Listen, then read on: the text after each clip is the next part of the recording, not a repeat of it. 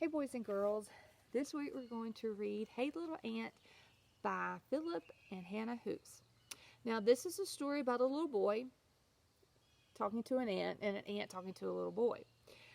The story will end a little different from what we're used to with stories that we've read in the past.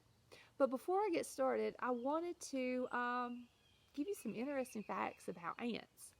Did you know that there are over 12,000 species of ants? That's a lot of different kinds of ants, a lot of different kinds. And that ants don't have ears.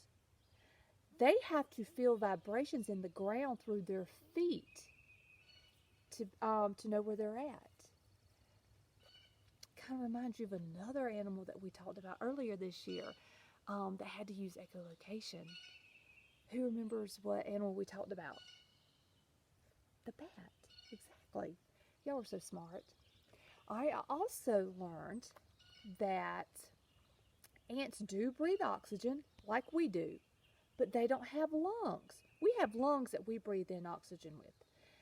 They have tiny little holes in their bodies that take in that oxygen to help them breathe or live. Is that not wild? Now, the most interesting fact that I found that I thought that y'all would love to hear is an ant can lift or carry 20 to 50 times its body weight. That is strong. How strong is that? Let's say that you could lift 20 to 50 times your body weight. Guess what you could pick up? That means you could carry a car. That is strong. Is that not wild? I thought y'all would like to hear those facts. Now, I'm going to read the story, and then afterwards I'm going to show you the activities that I have for you to work on this week with Hey Little Ant. So, let's get started with our story. Hey Little Ant by Philip and Hannah Hoos. When I open up the pages, I see the ant sitting on a leaf, enjoying the sunshine with his hands behind his head. Look at the boy. I see him lay on the grass, soaking in the sunshine, relaxing with his hands behind his head. They're doing the same thing, aren't they? The kid says, "Hey, little ant down in the crack, can you hear me? Can you talk back? See my shoe? Can you see that? Well, now it's going to squish you flat." How would you feel if you were the ant right now? Well, the ant says, "Please, oh please do not squish me. Change your mind and let me be. I'm on my way with a crumb of pie. Oh please, don't make me die." How do you think the ant is feeling right now? I think a little scared. I would be scared. The kid says, "Anyone knows that ants can't feel. You're so tiny, you don't look real. I'm so big and you're so small. I don't think it'll hurt at all." Here's the boy, and all the way down here, there's the little ant. Look how much taller the kid is compared to the ant. It's a big difference in size, isn't it? The ant says, "But you're a giant, and giants can't know how it feels to be an ant. Come down close, I think you'll see that you are very much like me." I wonder how a boy and an ant can be alike. I guess we're going to have to read it to find out. The kid says, "Are you crazy? Me like you? I have a home and a family too. You're just a speck that runs around. No one would care if my foot came down." The ant says, "Oh, big friend, you are so wrong. My nestmates need me 'cause I am strong. I dig our nest and feed baby ants too. I must not die beneath your shoe." Remember, I told you just how strong they are. The kid says, But my mom says the ants are rude. They carry off our picnic food. They steal our chips and breadcrumbs too. It's good if I squish a crook like you.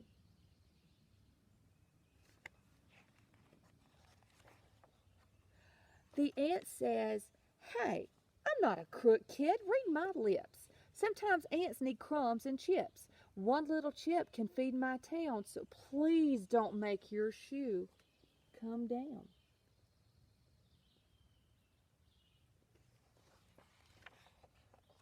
The kid says, but all my friends squish ants each day. Squishing ants is a game we play. They're looking at me. Oh, they're listening too. They all say I should squish you. Should we do everything our friends tell us to do?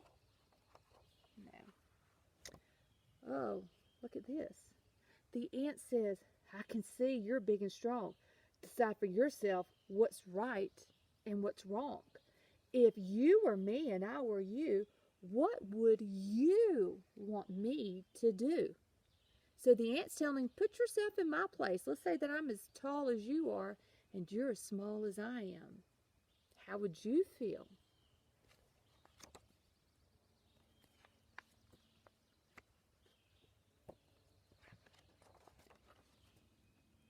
Should the ant get squished? Should the ant go free? It's up to the kid. It's not up to me. We'll leave the kid with the raised up shoe. What do you think the kid should do? The end. So like I told you, this story ended a little different than what we're used to. This story ended with asking us, what would we do if we were the kid? Would we squish the ant or would we let the ant go free? So, your activity this week is a Venn diagram. I know how much you all love these.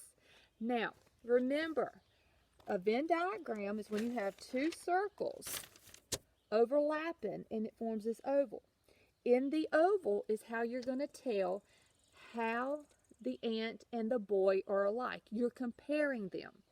Now, on this side of the circle, you see a picture of the boy. This is how you're going to tell how the boy is different from the ant. On this side, it has the picture of the ant. This is how you tell how the ant is different from the boy. An example. All right, the boy is human. So I would put, okay, that's a difference. That's a contrast. Remember, contrast means difference. So I would put human. The ant is an insect. So I would write insect right here. But in the middle, in this oval, I have to tell how they are alike. I got to compare them. Well, the ant and the boy both like food. So I would say eat food. That's how it talked about how both of them, the boy at the picnic and the ant feeding his family. So that would be how I would compare them, how they are alike. How I would contrast, again, I would say the boy is a human, the ant is an insect. And then afterwards, I would take one of my compares and I would write a sentence. Both the boy and the ant eat food. And then would write, and then afterwards I would write a contrast sentence. The boy is a human, the ant is an insect. Ooh, I made two sentences. So if I write those sentences, I would have written three sentences. One sentence for the compare, one sentence on how the boy is different, one sentence on how the ant is different. So I've given you an example, and you can use that, the example I just gave you. That is fine, but try to come up with 2 or 3 other examples of how they are alike, comparing, and how they are different, contrasting. Okay? And then give me at least 2 or 3 good sentences. And remember, a sentence begins with a capital letter, and because you're telling me something, it's going to end with a period. Now, for the next activity, and I think you're all going to like this, you're going to see this piece of paper along with a piece of construction paper.